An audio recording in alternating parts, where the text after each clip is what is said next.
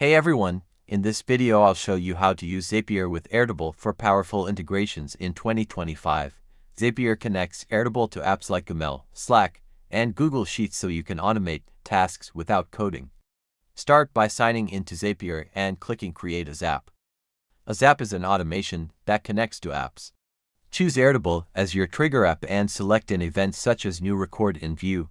This means when a new record is added in Airtable, another app action will happen automatically based on your setup. Connect your Airtable account to Zapier by clicking Sign into Airtable and authorizing access. Choose your base and table where the trigger will apply. You can also narrow it down by selecting a specific view to make your automation focused on only certain records.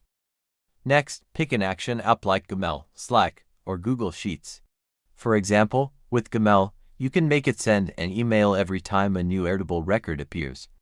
Customize the email using information from your Airtable fields for personalized automation. After setting up your trigger and action, click Test to make sure the automation works. If successful, click Turn on Zap to activate it. That's how you use Zapier with Airtable for powerful automations in 2025. Don't forget to like and subscribe, and I'll see you in the next one.